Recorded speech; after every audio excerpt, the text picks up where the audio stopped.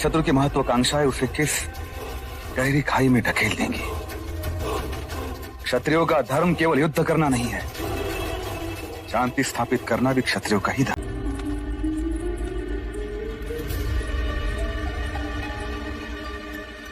ये क्या हो रहा है? भाइयों, आप लोग भोले लोग हो, आप लोगों को ठगा जा रहा है। कौन ठग रहा है हमें? वही बुद्ध और उसके भिक्षुक। हमने सोचा क्यों ना आज उनकी परीक्षा ली जाए। प्रतिदिन निःशुल्क ही भिक्षा ले जाते हैं। पर वो तो महात्मा लोग हैं। कहां का महात्मा? आज देखते हैं उनमें आध्यात्मिक शक्ति है या नहीं। यदि नहीं तो उन्हें धक्के मारकर राजगीर से बाहर निकाल देंगे। अवश्य। भाइयों सावधान, 2 भिक्षुक इधर ही आ रहे हैं। आइए भिक्षुकगण आइए, आप ही की प्रतीक्षा हो रही थी, पधारिए। देखिए, यह चंदन का भिक्षा पात्र बांस पर रखा हुआ है। यदि आप बांस को बिना छुए चंदन का भिक्षा पात्र निकाल दें तो आपको भिक्षा मिलेंगी, अन्यथा नहीं। हमें क्षमा कीजिए।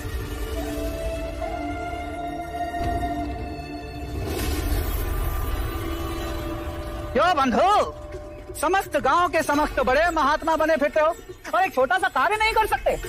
कैसे करेंगे? ये धूर्त है, घमंडी है, पाखंडी है ये लोग। नहीं, ये पाखंडी नहीं, अपितु नपुंसक है, नपुंसक। तभी तो भिक्षुक बने फिर रहे हैं। पता है, इसका गुरु, धूर्त गुरु बुद्ध भी अपनी पत्नी को आधी रात में छोड़कर भाग गया था। सत्य वचन। के आगे मेरे गुरु को एक भी अपशब्द कहा तो मेरे गुरु के चरणों की धूल भी नहीं हो तुम लोग। तुम्हें हमारी सिद्धि देखनी है। इस बांस के डंडे को बिना छुए इस चंदन के भिक्षा पात्र को मैं नीचे उतार लाऊंगा। साक्य मुनि सिद्धियों के प्रदर्शन को अटकाने का साधन मानते हैं, परंतु इनके लांछन का प्रत्युत्तर देना ही होगा।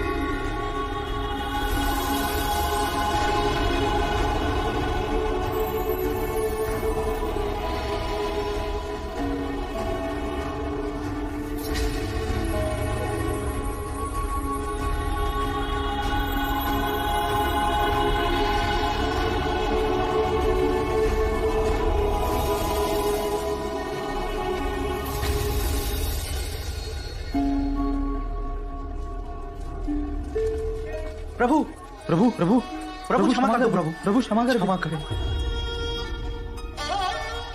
क्षमा किया। महात्मा, अपना नाम तो बता दीजिए। त्रैत्यापुत्य। महात्मा, जब तक आप हमारे हाथों ये पात्र ग्रहण नहीं करेंगे तब तक हम ये नहीं समझेंगे कि आपने हमें क्षमा किया। कृपया इसे ग्रहण करें।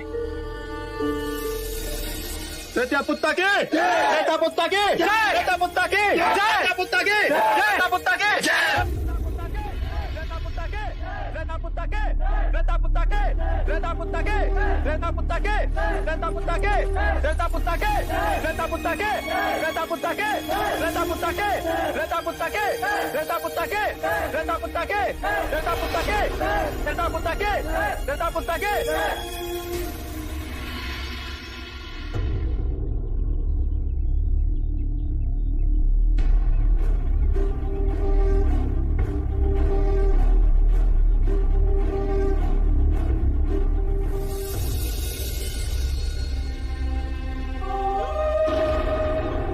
अब ये लोग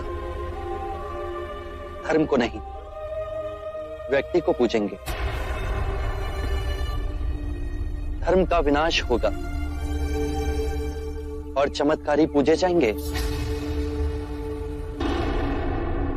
इसके बाद संघ के किसी भी भिक्षु ने अपनी सिद्धि का प्रदर्शन किया तो वो मेरा सहयात्री नहीं होगा। मैं समाधान मांगता हूँ। इन्होंने हमें अब सब कहे पूरा कहा, मैं चुप रहा, पर आप पर लांछन लगाए तो मैं सह नहीं सका।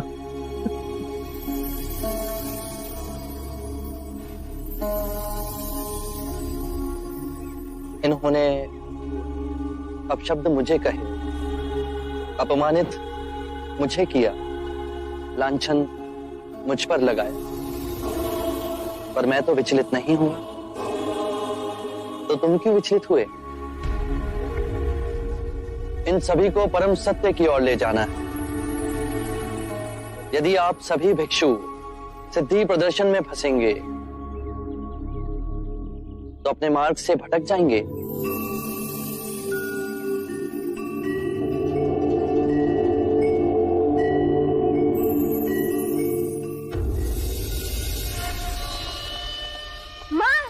देखो मैं तुम्हारे लिए क्या लेके आई हूँ।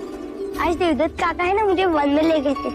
वहाँ मैंने ये पीले पुष्प देखे। देवदत्त काका ने बताया कि ये पीले पुष्प आपको बहुत अच्छे लगते हैं। ये अच्छे है ना माँ?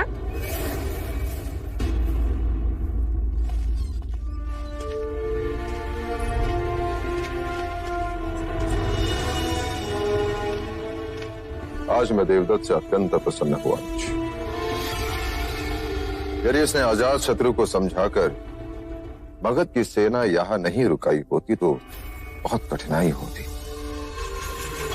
आने वाली शाक्य सभा में देवदत्त की इस उपलब्धि का व्याख्यान में अवश्य करूं। मैंने कहा था ना कि हमारा पुत्र देवदत्त बड़ा ही होनहार है। और महाराज, सिद्धार्थ के वनवास के बाद आपका सहारा देवदत्त ही तो है। देवदत्त,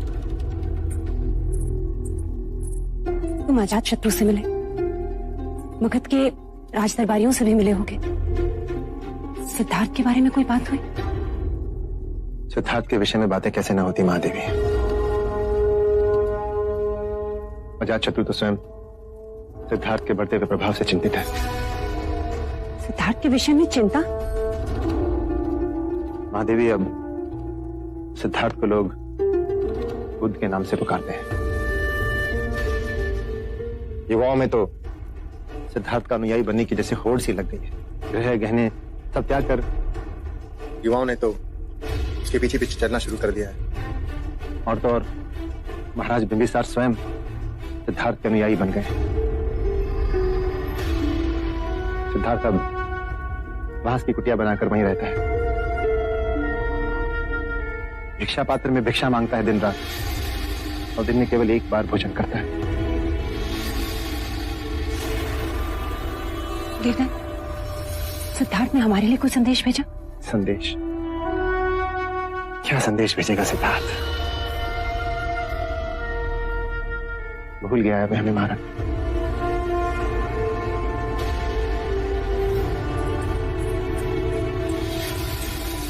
महादेवी,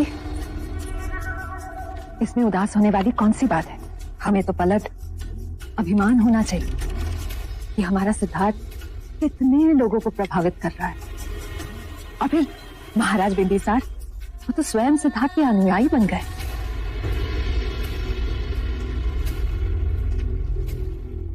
सिद्धार्थ कपिलवस्तु का महाराज न बन सका।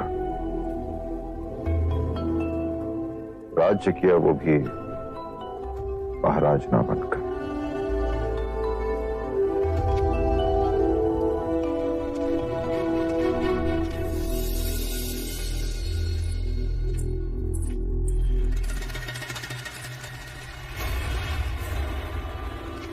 अजात शत्रु से तुमने ऐसा क्या कह दिया कि वो तुरंत मान गया?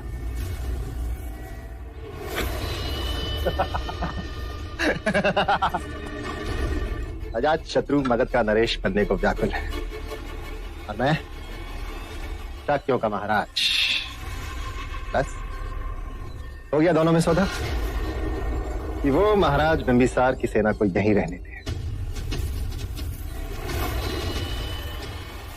और फिर उचित अवसर पाकर मैं अपनी सेना को वेश बदलकर मगध की सेना के रूप में वहां भी भेज दूंगा और महाराज बिंबिसार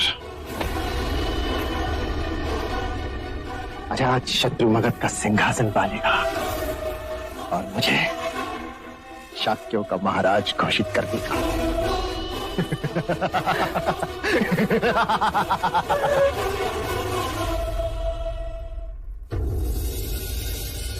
सिद्धार्थ लोग बुद्ध के नाम से पुकारते हैं। राजगृह के युवा वर्ग में तो सिद्धार्थ का अनुयायी बनने की जैसे होड़ सी लग गई।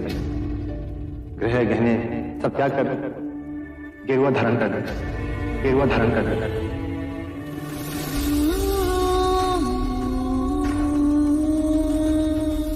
भिक्षा पात्र में भिक्षा मांगता है दिन रात और दिन में केवल एक बार भोजन करता है। बांस की कुटिया बनाकर वहीं रहता है।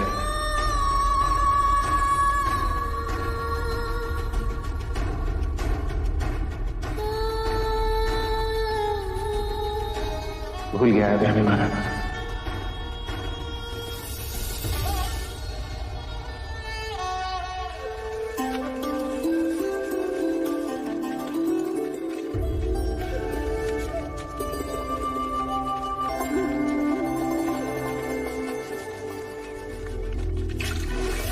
बाहरी दुनिया, जो आदमी लोगों की बसी बसाई गृहस्थियों को उजाड़ रहा है, लोग उसी की जय जयकार कर रहे हैं। मेरे पति को भिक्षु बना दिया। तुम पाखंडी हो। तुम्हारे भिक्षु चमत्कार दिखा के युवाओं को फंसाते हैं और उन्हें भिक्षु बनाते हैं। अरे तुम्हारे जैसे ढोंगी को तो ऐसा दंड मिलना चाहिए। तुम करुणा का पाठ सिखाते हो ना सबको, लेकिन तुमने करुणा है। मित्र, यदि तुम अपने पड़ोसी के लिए कोई उपहार लाओ और वो उसे ग्रहण करने से मना कर दे, तो वो उपहार किसके पास जाएगा? मेरे पास। उसी प्रकार जो तुमने मुझसे कहा, उस उपहार को मैंने स्वीकार ही नहीं किया, तो वो स्वयं ही तुम्हारे पास चला गया। अब शब्द भी बुरे कृत्य हैं, उनका कोई प्रत्युत्तर नहीं, पर उनकी प्रतिध्वनि अवश्य है, जो टकराव स्वयं आपके हृदय में जाती है। जिस प्रकार छाया मनुष्य का पीछा नहीं छोड़ती, उसी प्रकार बुरे कृत्य भी मनुष्य का पीछा नहीं छोड़ते। वो लौटकर दुख और बढ़ाते हैं। मैं यही कहता हूं, जागरूक होकर स्वयं को देखो। बुरे विचार, बुरे कृत्य स्वयं धीरे धीरे समाप्त हो जाएंगे।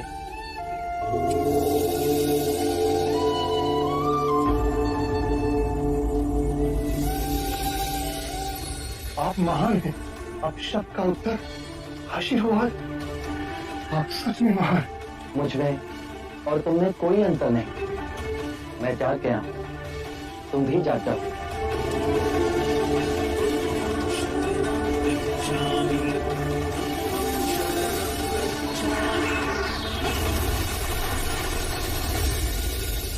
अमात्य, इस संदेश के साथ और एक संदेश लिखो। अब शांति काल है, इस मास किसानों से कर नहीं वसूला जाए। ये तो बहुत उचित है महाराज।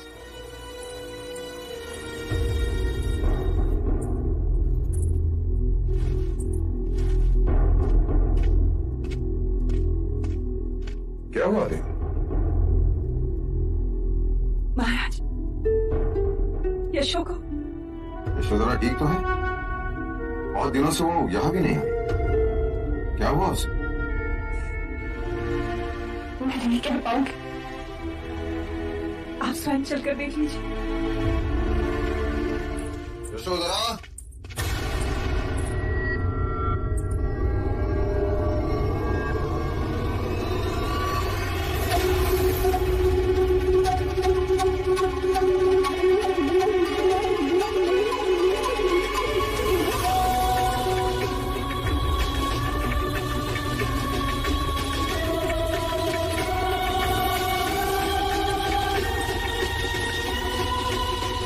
ये क्या है यशोधरा? कितना समझाया मैंने इसे, पर ये अपने निर्णय पर अड़ी है। माँ, और पिताजी, आप मेरे लिए दुखी ना हो। अपनी राज रानी बहू को इस दशा में देखकर हम दुखी ना हो पुत्री। मेरा श्रृंगार भी वो थे और मेरी रूप सज्जा भी उन्हीं के लिए थी। यदि उन्होंने सब कुछ त्याग दिया तो मैं उनका अनुसरण तो कर सकती हूँ ना। हमारी पुत्री इस कठोर धरती पर सोए असहनीय है। जो उनका भाग्य वो मेरा भाग्य।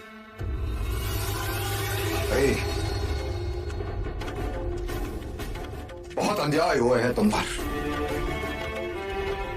इस अन्याय का अंत यही होगा। जी महाराज। देखा अपनी भावी महादेवी की दशा। विरह रोग ने उसे ऐसे तड़पाया है कि इस फूल सी बच्ची की हालत देखो। बहुत अनर्थ हुआ है इस पर अब ना होने दूंगा। तुम शीघ्र से शीघ्र मगध जाओ और सिद्धार्थ को वापस लाओ। पिताजी, उनके मार्ग में बाधक बन जाए हम। कोई बाधा नहीं बनेगा उसके मार्ग में। सिद्धार्थ के पास जितने शीघ्र हो सके उतने शीघ्र जाओ। उसे कहना कि वन में ही रहना तो कपिल वस्तु के वन में रहे। इस अबला की स्थिति का वर्णन कीजिए। क्या दोष है इसका जिसका दंड ये भुगत रही है? पिताजी, कृपा कीजिए। सिद्धार्थ यहाँ होगा तो कम से कम तुम उसे देख तो सकोगे, उससे बात तो कर सकोगे। इस विरह के अग्नि में प्रतिदिन भस्म होने की आवश्यकता नहीं होगी। अमात्य चलना को साथ ले जाओ। सिद्धार्थ के हृदय में उसके प्रति प्रेम है। शीघ्र जाओ। जाओ क्या महाराज।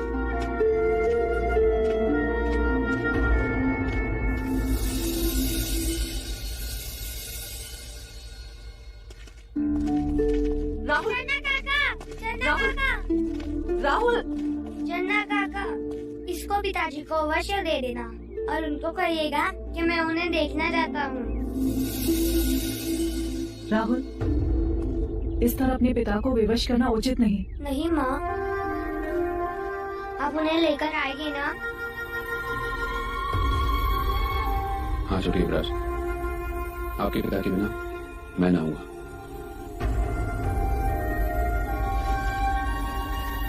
देवी, आप युवराज सिद्धार्थ के लिए कुछ भेजना चाहेंगे? कोई संदेश?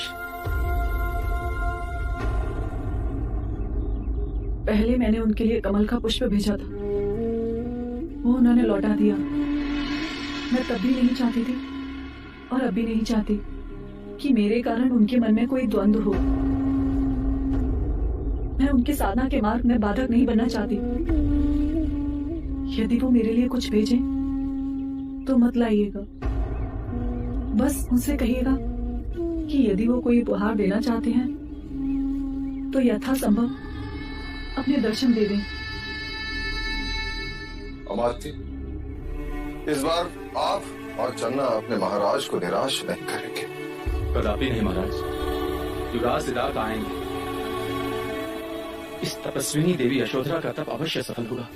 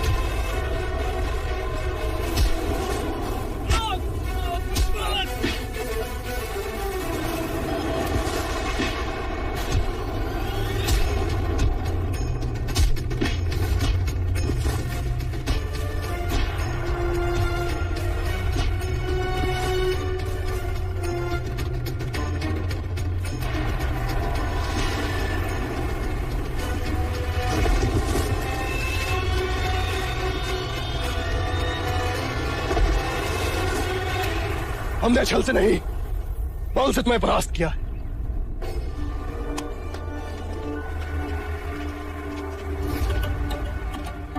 आपको पूर्ण विश्वास है कि मगध के सेना नायक हमारे साथ हैं? हाँ, वो बुद्ध और महाराज से आहत है। यदि आपकी आज्ञा हो तो मैं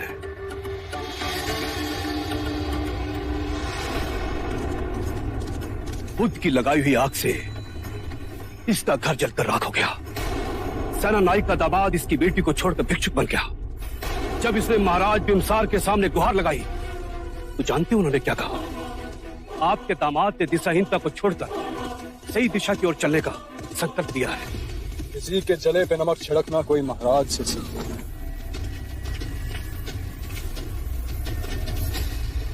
अगर कोई इन दुर्दिनों से बचाने का संकल्प है, संकल्प है युवराज। यदि हमारे विद्रोह को कुचला गया तो मैं शपथ लेता हूं, प्राण दे दूंगा और मगध पर और आप पर आंच नहीं आने दूंगा। मुझे तुरंत 2 विश्वसनीय और निपुण तलवार चलाने वाले चाहिए। राज केवल 2? 2 बहुत हैं। बस उनमें महाराज का शीश धड़ से अलग करने का साहस होना चाहिए। मुझे महाराज बिंबिसार का कटा हुआ शीश चाहिए।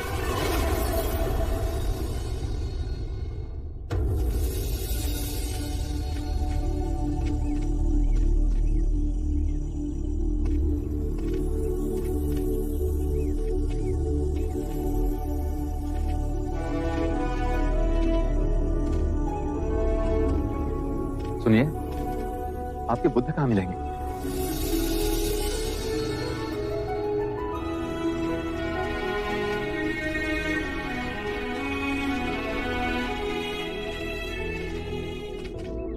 युवराज, युवराज, शाक्य मुनि बुद्ध, शाक्य मुनि बुद्ध।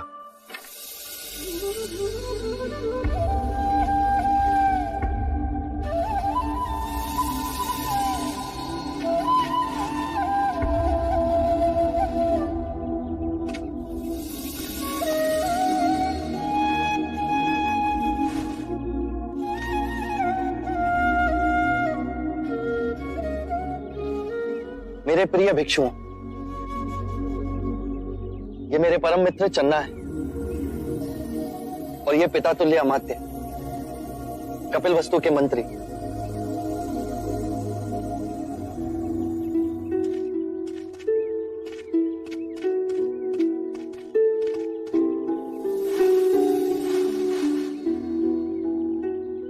सात वर्ष हुए कपिल वस्तु छोड़े आपको। इतने तेजस्वी, इतना ओज, मैंने कभी सोचा भी ना था कि मेरे भाग में ऐसी सुंदर आभा देखने को मिलेगी।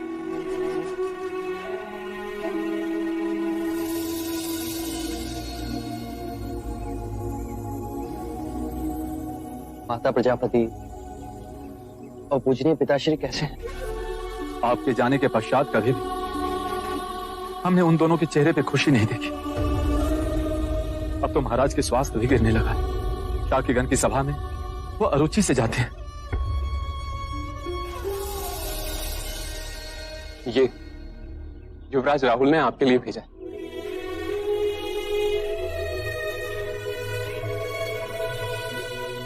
राहुल अब इतने बड़े हो गए हैं कि अपनी मां से हट करके ये आपको देने के लिए कहा।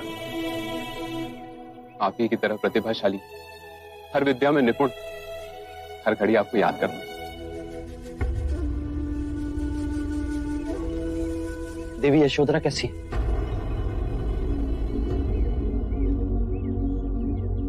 देवी यशोधरा के विषय में हम आपसे कुछ न कहेंगे।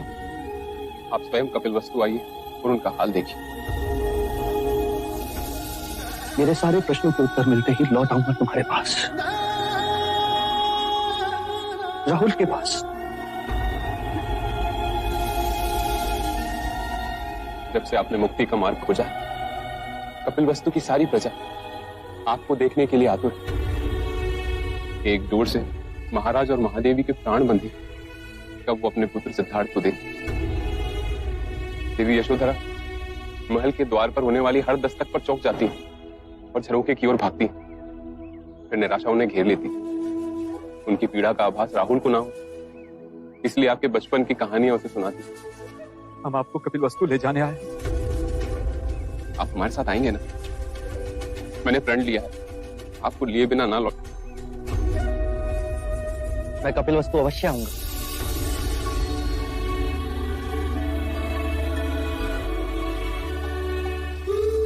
मैंने तुम्हें वचन दिया था यशोधरा, मैं तुमसे मिलने आ रहा हूं।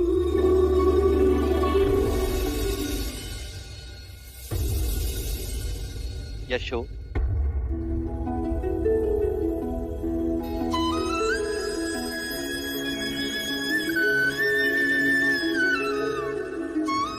देखो मैं लौट आया, अपना वचन नहीं तोड़ा। रात्रि में गया, रात्रि में ही लौटा। ये रात्रि बहुत लंबी थी।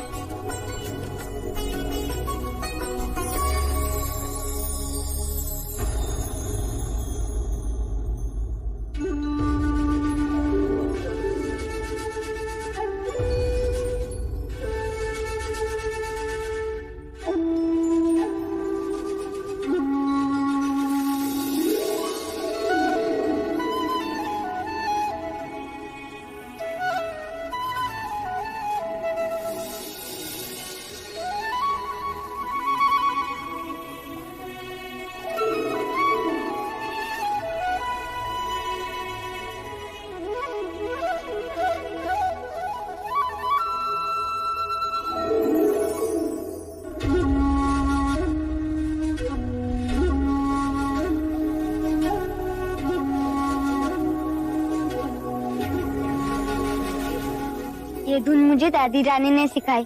कहती है कि पिताजी की प्रिय धुन है। माँ, तुम बड़ी प्रसन्न दिख रही हो। हाँ, तुम्हारे पिताजी जो घर आ रहे हैं। सच माँ? हाँ, तुम्हारे पिताजी स्वयं मुझे स्वप्न में आकर कहकर गए।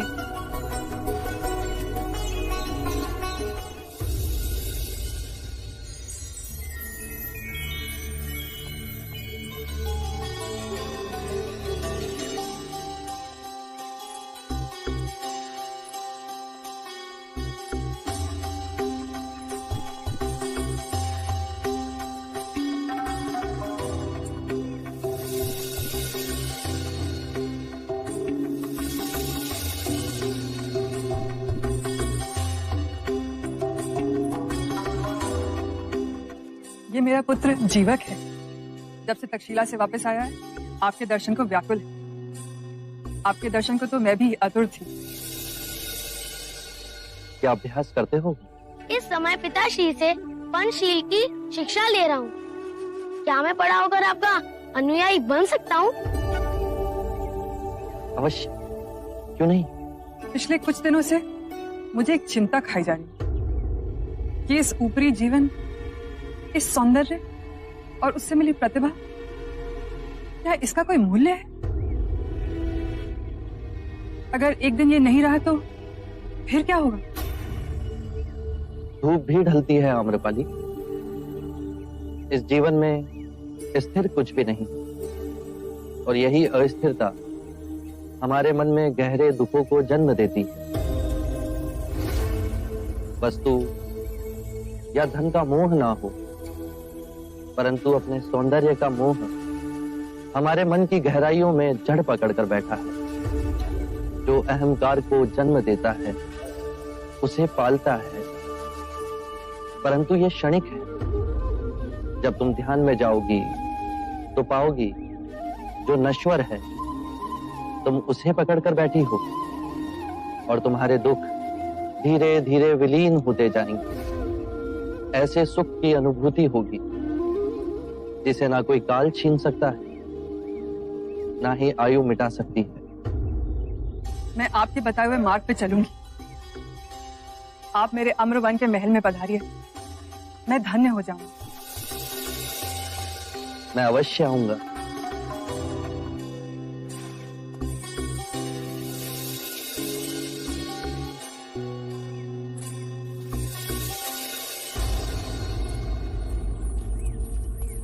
जब आप आम्रपाली से बात कर रहे थे तो उसके रूप का कोई आप पे प्रभाव ही ना पड़ा। आप में अजर चेतना है, पर किसी भिक्षु के समक्ष ऐसी सुंदर स्त्री आ जाए तो किस प्रकार वो आप साथ संभाव उत्पन्न करे। रूप और कुरूप, ये दोनों ही विभाजन हमारे मन ने ही बनाए हैं। ये उन्हीं 5 तत्वों से मिलकर बना है जिससे सारी सृष्टि बनी है। यदि हम एक कलाकार की दृष्टि से देखें तो कोई भी वस्तु अद्भुत और कोई भी वस्तु कुरूप ही दिख सकती है। ये बादल, ये हवा, ये सूर्य की किरणें, पतझड़ में सुनहरे वृक्ष और ये बांस का मनोरम वन सब सुंदर है। संभवतः ऐसी कोई सुंदरता नहीं जो एक मनुष्य की एकाग्रता को क्षीण कर सके जितनी नारी की सुंदरता। यदि नारी के रूप ने मनोग्रहित किया तो पुरुष अपने मार्ग से भटक सकता है। यदि आप अपने चित्त की गहराई में जाकर देखें तो आप जिसे सम्यक दृष्टि से देख रहे हैं वो दोनों कभी आपको अपने मुंह में नहीं बांध सकेंगे। फिर सौंदर्य क्या है बुद्ध? सौंदर्य जो अमिट है, जो कभी दुखों का कारण नहीं बनेगा, वो करुणामयी मुक्त हृदय कभी भी कार्य कारण से बंधा नहीं होता। वो हृदय जिसमें शांति और आनंद का भाव हो, वही परम सत्य है। बस अभ्यास करो, ये द्वार सबके लिए खुले हैं। बस पहला पग आपको स्वयं उठाना है। धन्यवाद आपका। आपकी जिज्ञासा से सौंदर्य ज्ञान हमें मिला।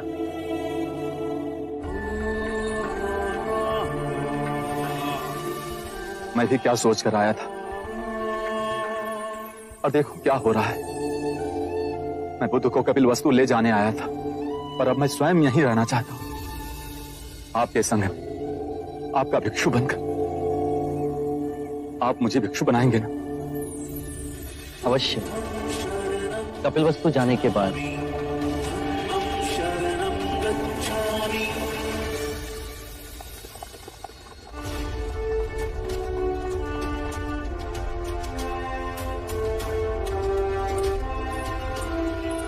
प्रणाम महाराज, देवी अमरपाली आपकी प्रतीक्षा कर रही है।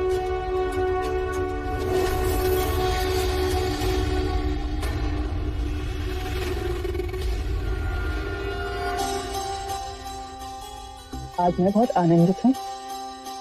धन्यवाद हमारे तो आज बुद्ध के दर्शन मिले। जीवक भी पूछ रहा था कि वो बुद्ध का अनुयायी बन सकता है या नहीं।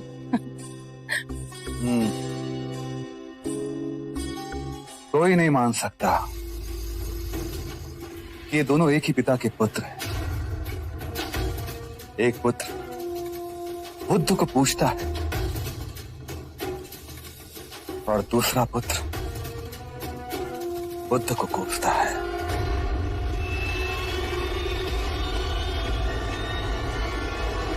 न जाने अजात शत्रु की महत्वाकांक्षाएं उसे किस गहरी खाई में ढकेल देंगी। क्षत्रियों का धर्म केवल युद्ध करना नहीं है, शांति स्थापित करना भी क्षत्रियों का ही धर्म है।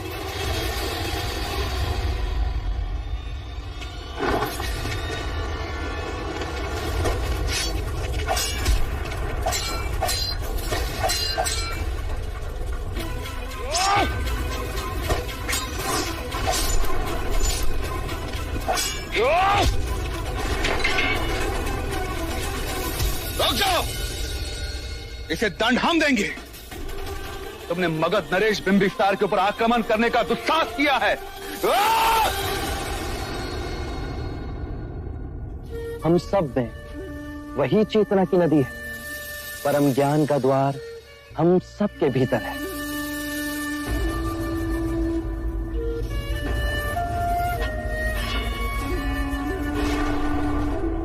जाओ, मैं तुम्हें जीवन दान देता हूं।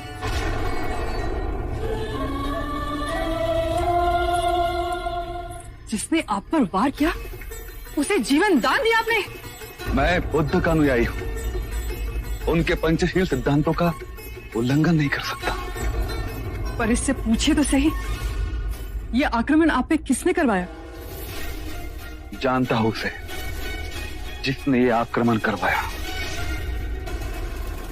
आरंभ हो गई निर्वाण प्रथा, सुनो सुनो ये बुद्ध कथा।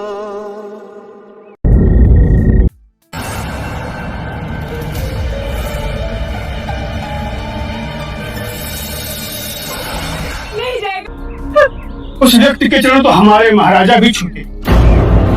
उनके पास सभी प्रश्नों के उत्तर हैं। तुम्हारे इस मृत बच्चे को वो अवश्य ही जीवित कर देंगे।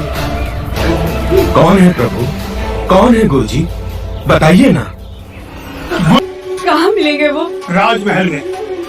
वहां जा और बुद्ध का नाम पुकार। मेरा बच्चा।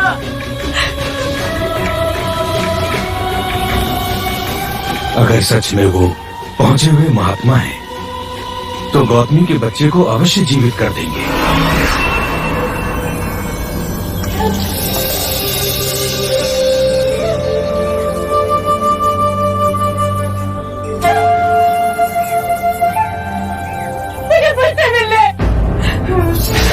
तू इधर क्यों आई है? तेरा इधर कोई काम नहीं है, चल जा यहाँ से। कृपा कीजिए, मुझे अंदर जाने दीजिए। मुझे बुद्ध के पास जाना है।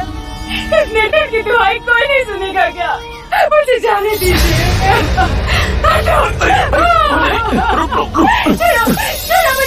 मुझे आने दीजिए।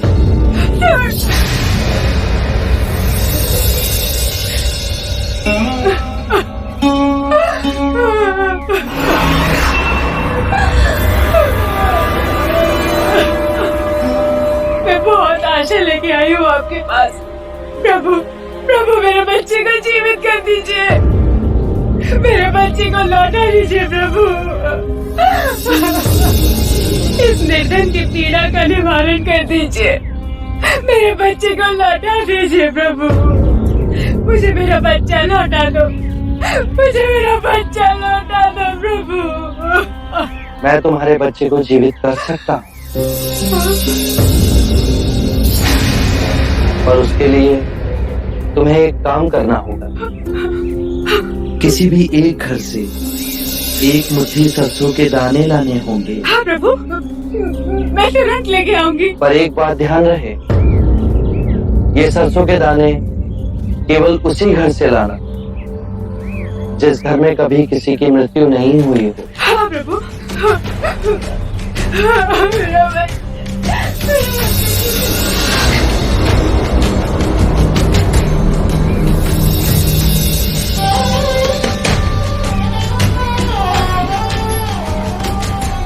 एक मुट्ठी सरसों का दाना मिलेगा? हाँ अवश्य मिलेगा, मांगा भी तो इतना सा। परंतु एक बात बताइए, आपके यहाँ किसी की मृत्यु तो नहीं हुई ना? बहन क्या बताओ, 6 माह पूर्व मेरे माता और पिता दोनों मृत्यु को प्राप्त हो गए। क्षमा कीजिए, मैं आज से सरसों नहीं ले पाऊंगी।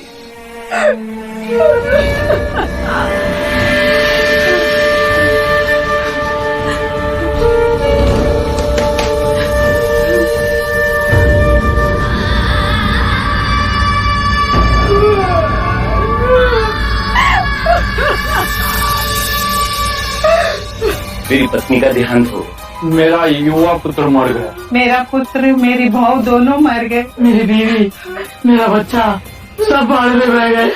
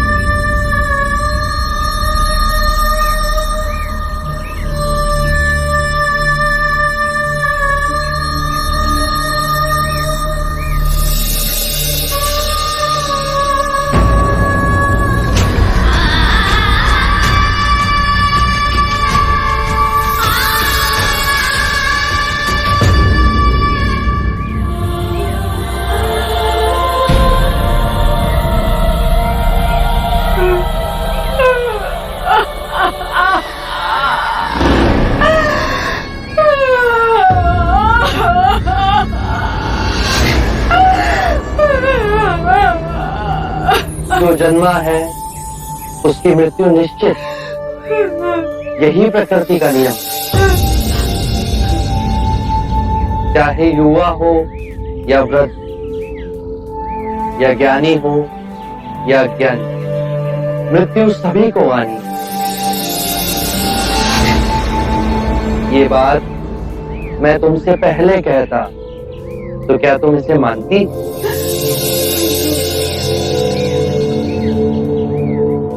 चंद्रमा हर रात्रि आकाश में यही परम सत्य दर्शाता है।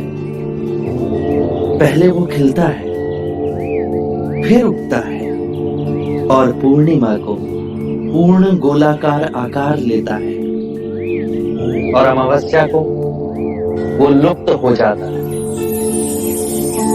परंतु वो लुप्त नहीं हुआ, वो केवल अप्रगट हुआ। तुम्हारा पुत्र अभी जीवित, परंतु तुम्हारे अंतर में। हाँ, उसकी अटखेलियां, उसका बालपन।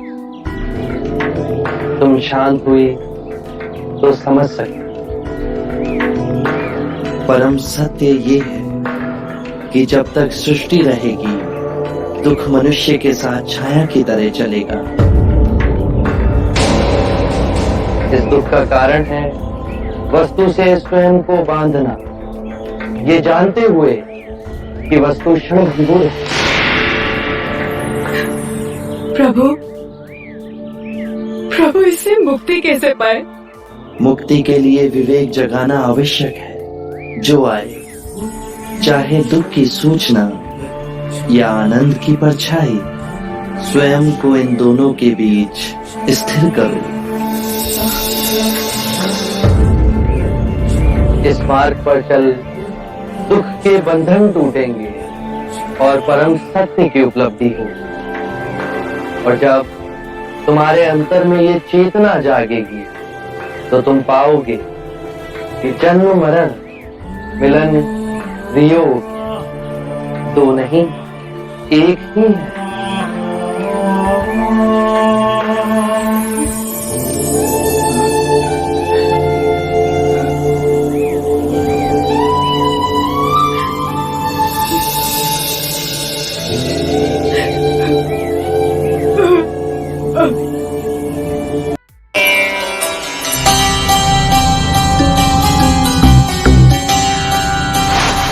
मुझे आपसे कुछ कहना है। वो पर आनंद मेरी छाया है आम्रपाली, उसके सामने कुछ भी कहने में संकोच ना करना। मुझे मेरे पुत्र जीवक और कुछ भिक्षुओं से ये सूचना मिली है कि देवदत्त आपके प्रति विरोध की लालसा रखता है। ये सुनते ही मैं चिंतित उठी और आपसे मिलने चली आई। और जिसके संरक्षण में देवदत्त ये साहस कर रहा है वो और कोई नहीं पर अजात शत्रु है। अजात शत्रु आपका प्रभाव कम करना चाह रहा है और देवदत्त आपका स्थान ले आध्यात्मिक गुरु बनना चाह रहा है। ये दो स्वार्थी मिलकर षड्यंत्र रच रहे हैं आपके विरुद्ध। यही भय था मेरा तथागत। भिक्षु देवदत्त अच्छा वक्ता है, उसने कई भिक्षुओं को दीक्षा दी और सब उनसे बड़े प्रभावित भी हैं, उनका सम्मान करते हैं। आप सत्य कह रहे हैं। मैंने तो यहाँ तक सुना है कि देवदत्त आपके साधना मार्ग पे प्रश्न खड़े कर रहा है और आपकी साधना में त्रुटियां निकाल रहा है। आपके मार्ग को संशोधन का नाम देकर हर स्थान में भिक्षुओं को उकसा रहा है और कहता है कि आपकी सिखाने की प्रक्रिया आजकल के युवाओं के अनुरूप नहीं। जब जब संसार में स्वार्थ का विष फैलाया जाता है तो सदैव युवा वर्ग की आड़ में ही स्वांग रचाया जाता है। युवा जो बुद्धिहीन है, विवेक जिनके अंदर अभी जागा नहीं, और इस धूर्तता में अजात शत्रु देवदत्त का सहभागी है। अजात शत्रु ने गैसेसा वन भिक्षा में देवदत्त को दिया, भोजन और जल की व्यवस्था भी की। सैकड़ों भिक्षु जुड़ गए हैं। वो आपके संग में फूट डालकर एक दूसरा संग बनाने जा रहे हैं। बुद्ध, आपके उपदेश का समय हो गया है। मैं आज्ञा चाहती हूँ। आपके लिए बहुत चिंतित, बहुत भय हो रहा है। जीवन का रहस्य है भय से मुक्त होना। कल क्या होगा किसी को नहीं पता। मेरा क्या होगा, तुम्हारा क्या होगा। आम्रपाली, किसी पर भी निर्भर ना होना। जब तुम भय को अस्वीकार करोगी तो तुम्हें पूर्ण मुक्ति मिलेगी।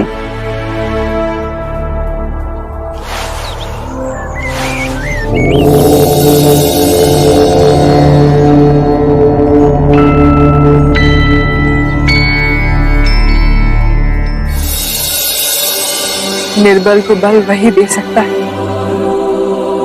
जो पूर्ण मुक्त हो, और वो केवल आप है बुद्ध।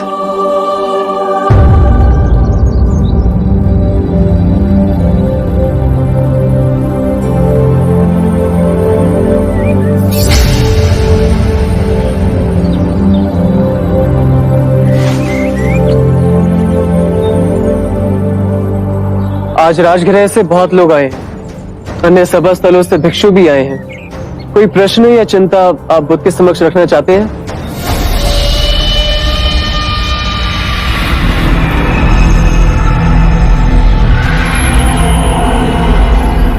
आप भिक्षुओं को इच्छा रहित और सादगीपूर्ण जीवन जीने की शिक्षा देते हैं, किंतु आज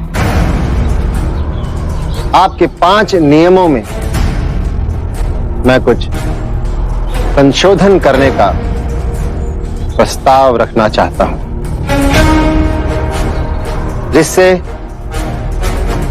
हम सभी भिक्षुओं के सादगीपूर्ण जीवन की प्रतिबद्धता और दृढ़ हो सके।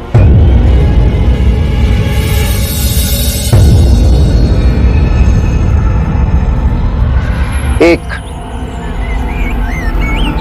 सभी भिक्षुओं का वन में ही रहना अनिवार्य हो। गांव में जाकर रहना या सोना प्रतिबद्ध। दूसरा, भिक्षा में जो भी मिले भोजन के रूप में भिक्षु केवल उसे ही ग्रहण करे।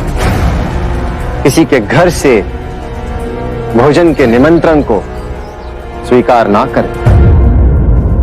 तीसरा,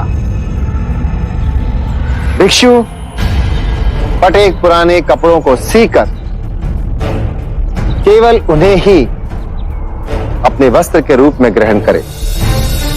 किसी के द्वारा भेंट में दिए गए वस्त्र ग्रहण ना करें।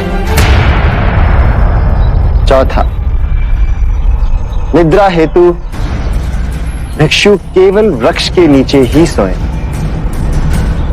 कुटिया या भवन का उपयोग ना करें। और सबसे अधिक महत्वपूर्ण ये 5वां संशोधन मैं देना चाहता हूं कि सभी भिक्षु केवल शाकाहारी भोजन ही करें। देवदत्त, मैं तुम्हारे नियमों की अनिवार्यता स्वीकार नहीं कर सकता।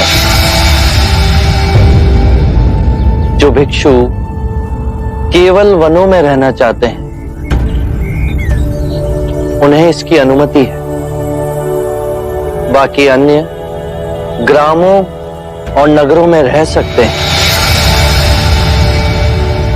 जो भिक्षु केवल भिक्षाटन द्वारा भोजन करना चाहते हैं वो उपासकों के निमंत्रण को अस्वीकार कर सकते हैं। अन्य को स्वतंत्रता है कि वो उपासकों के निमंत्रण को स्वीकार कर सकते हैं।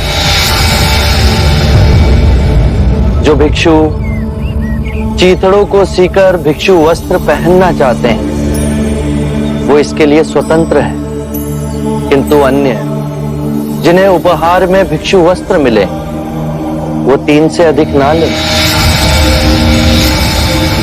जो भिक्षु वृक्षों के नीचे सोना चाहते हैं वो ऐसा करने के लिए स्वतंत्र हैं, किंतु अन्य कक्षों और कुटियाओं में रह सकते हैं। ये उनका अधिकार है देवदत्त। जो भिक्षु शाकाहारी भोजन करना चाहते हैं उन्हें इसकी अनुमति है, किंतु अन्य जो मांसाहारी ग्रहण करना चाहते हैं वो मांसाहारी ग्रहण कर सकते हैं, किंतु उनके भोजन के लिए किसी भी जीव की जीव हत्या नहीं की गई हो। देवदत्त, वर्तमान व्यवस्था के अनुसार भिक्षुओं को जनमानस से संपर्क करने का अवसर मिलता है, उन्हें सद्धर्म मार्ग की शिक्षा प्रसारित करने का अवसर मिलता है। तो आप मेरे संशोधनों में त्रुटियां निकाल रहे हैं। त्रुटियां तो आप निकाल रहे हैं देवदत्त। मैं बुद्ध से बात कर रहा हूं। तो आप मेरे ये संशोधन स्वीकार नहीं करेंगे? देवदत्त, मैं तुम्हारे संशोधन को अस्वीकार करता हूं।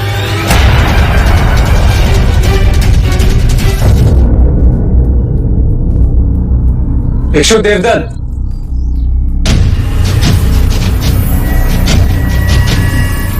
आपको पता भी है आप क्या करें भिक्षु देवदत्त? बड़े भाई से ऐसे बात करते आनंद? मनुष्य बड़ा अपने कर्मों से होता है, और बड़े भाई जैसा कौन सा कार्य कर रहे हैं आप पद भ्रष्ट हो तो क्या संघ को भी पद भ्रष्ट करोगे? मैं तो इस नई पीढ़ी को एक नई दिशा दे रहा हूं, एक नई सोच। ये क्या बात है? यदि आप बुद्ध के समक्ष अपने मन की बात रखेंगे तो बुद्ध का अपमान हो जाएगा। बुद्ध आपके मान सम्मान से बहुत ऊपर है। फिर भी माननीय देवदत्त के 5 नियमों को बुद्ध ने ठुकराया। क्यों? क्योंकि बुद्ध के नियम से अधिक कठोर है देवदत्त के नियम। जैसे सांसारिक रहते हैं वैसे भिक्षु रहेंगे तो सर्वनाश नहीं होगा। संसारिक और परम सत्य के बीच बुद्ध का ज्ञान ही द्वार है। यदि संसारिक की अवहेलना की तो न जाने कितने सारे मनुष्य परम ज्ञान से वंचित रह जाएंगे। ये आप समझ नहीं पा रहे। बड़े कोमल हो गए, लेकिन ध्यान रहे तपश्चर्य बड़ा कठिन है, कठोर, और हम सब इसी कठोर राह पे आगे बढ़ रहे हैं।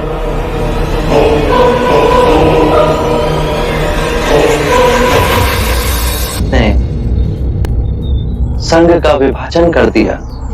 देवदत्त ने बबूल बोए हैं तो वो फल कहां से पाएगा? आनंद, जब तुमने ये समझ ही लिया तो मन में उद्वेग क्यों?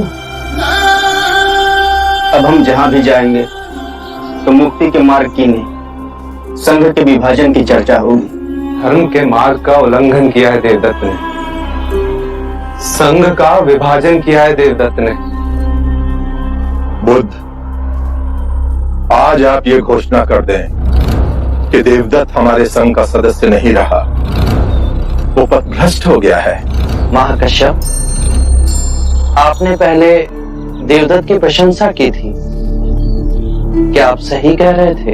हाँ बुद्ध, मैंने प्रशंसा की थी, लेकिन वो प्रशंसा उसके तप, सदाचार और व्यवहार के लिए थी। और अब आप देवदत्त की निंदा कर रहे हैं, क्या ये सत्य कह रहे हैं? हाँ बुद्ध। बस मुझे यही जानना था। जो हो, सर्वप्रथम सत्य का साथ मत छोड़ना। तो कल प्रातः ही हमारे समस्त भिक्षु ये घोषणा कर देंगे कि देवदत्त पथभ्रष्ट हो गया है, अब वो हमारे संग में नहीं रहा।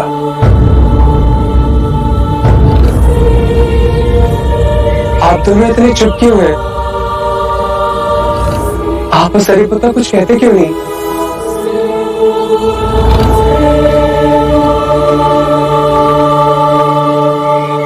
बुद्ध, मैं और मोगलाना देवदत्त के संग में जा रहे हैं।